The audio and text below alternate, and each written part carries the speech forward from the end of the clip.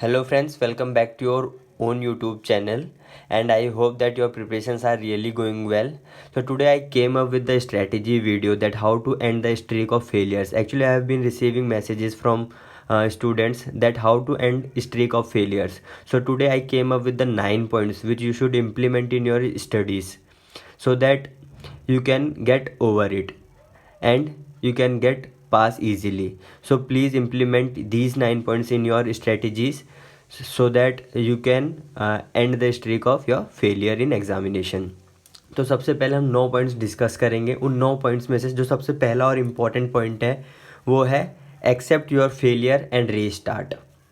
तो हमें अपने फेलियर को एक्सेप्ट करना है क्योंकि वो जो पास्ट था वो पास्ट था, अब चला गया. अब हमें फोकस पे प्रेजेंट पे फोकस करना है और रीस्टार्ट करनी है अपनी प्रिपरेशन पे हमें ज़्यादा फोकस करना है इंस्टेड ऑफ कि हम पास्ट में जो भी हमारा फेलियर्स रहा और हम हर फेलियर से कुछ ना कुछ सीखते हैं. तो हमें सबसे पहले चीज़ क्या करनी है, अपने फेलियर्स को एक्सेप्ट करना है और उनसे सीखना है और हमें रीस्टार्ट करनी है अपनी प्रिपरेशन. सेकेंड पॉइंट है learn from your mistakes.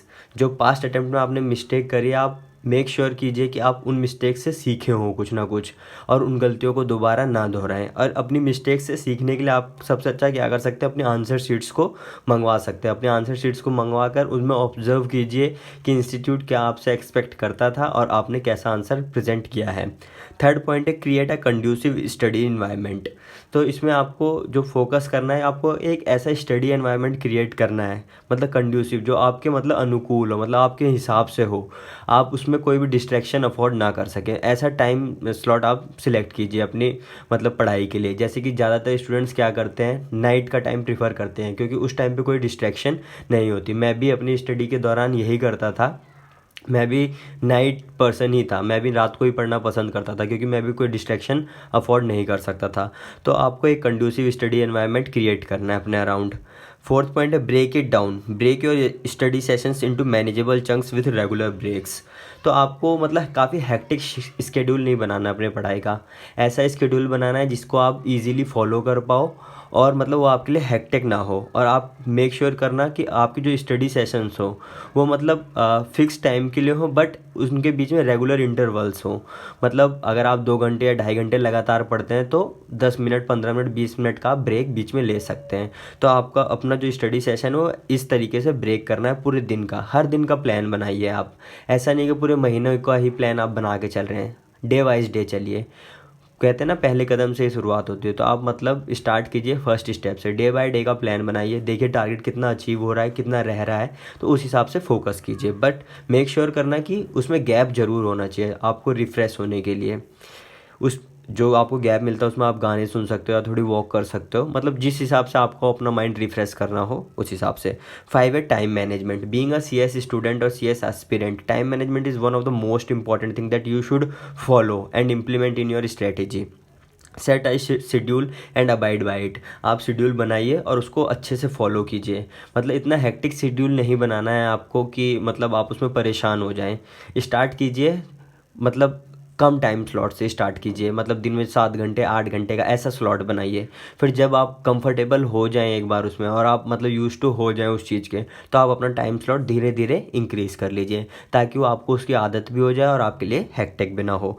6th point है सीक सपोर्ट, डोंट हेजिटेट. कई बार ये होता है कि मैंने देखा है जो जूनियर्स होते हैं या फिर मतलब जो भी प्रिपरेशन स्टेज पे होते हैं वो हेल्प लेने से बहुत ही मतलब घबराते हैं. वो सोचते हैं मतलब लोग क्या सोचेंगे.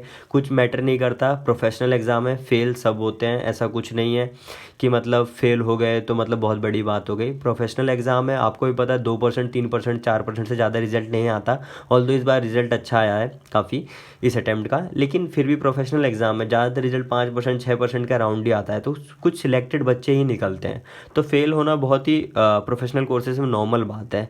तो आप हमेशा सपोर्ट के लिए आगे जा सकते हैं. मतलब जो भी आपके मतलब मेंटोर हों या फिर सीनियर्स हों, आप उनसे कांटेक्ट करिए, उनसे बात करिए और अपनी फेलियर्स के बारे में डिस्कस कीजिए उनसे. वो आपको डेफिनेटली गाइड करेंगे अच्छे वे में. तो आपको सपोर्ट लेना है, उससे हेजिटेट नहीं होना है. Don't hesitate in asking support. 7th है डाइट. आपकी डाइट बहुत ही इंपॉर्टेंट और क्रूशियल रोल प्ले करती है बिकॉज आप इन दिनों में मतलब बीमार होना अफोर्ड नहीं कर सकते. वैसे ही मतलब CS स्टूडेंट्स और एस्पिरेंट्स के पास टाइम इतना ज़्यादा होता नहीं है प्रिपरेशन के लिए, साथ में बहुत सारे स्टूडेंट्स ट्रेनिंग भी कर रहे होते हैं, प्लस कुछ जॉब भी कर रहे होते हैं।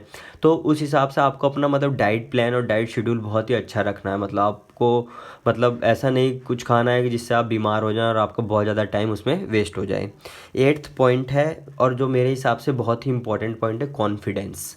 मुझे पता है कि आप सबकी प्रिपरेशन होती है, अच्छी प्रिपरेशन होती है, लेकिन एट द एंड आप कॉन्फिडेंस लूज़ कर जाते हैं। तो आपको हमेशा कॉन्फिडेंट रहना है। आपको ये अपने आप को बताना है कि आपने सारी प्रिपरेशन कर रखी है, अच्छे से पढ़ रखा है।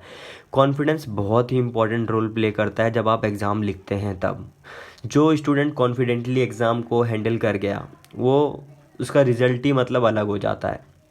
तो आपको कॉन्फिडेंट रहना है। आपने लाइफ में इतने सारे एग्ज़ाम्स ऑलरेडी दे रखे हैं, ये भी एक एग्ज़ाम्स है। ऑल्दो ये लेवल अलग है एग्ज़ाम का, बट है ये भी एग्ज़ाम ही, बच्चे इसमें भी पास होते हैं।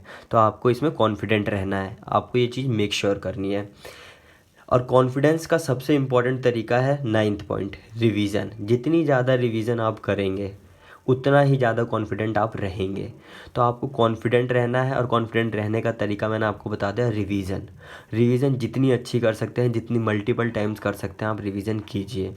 ट्रस्ट मी गाइज, आप इन 9 पॉइंट्स को अगर आपने अपनी स्ट्रेटेजी में इम्प्लीमेंट कर लिया तो आप डेफिनेटली देखेंगे जो चेंज आपके रिज़ल्ट में आने वाला है। तो प्लीज़ इन 9 पॉइंट्स को ध्यान दीजिए, अच्छे से समझिए और इम्प्लीमेंट कीजिए अपनी स्ट्रेटजीज़ में। आई होप आपको ये वीडियो काफ़ी हेल्पफुल होगी और आपको मोटिवेट करेगी ये वीडियो, और आपको एक एज देगी कि स्ट्रेटजी कैसे बनानी है। अगर आपको ये वीडियो अच्छी लगी हो तो प्लीज़ लाइक एंड सब्सक्राइब कीजिएगा चैनल को, और जुड़े रहिए मेरे साथ फर्दर अपकमिंग वीडियोज़ के लिए। Thank you so much guys.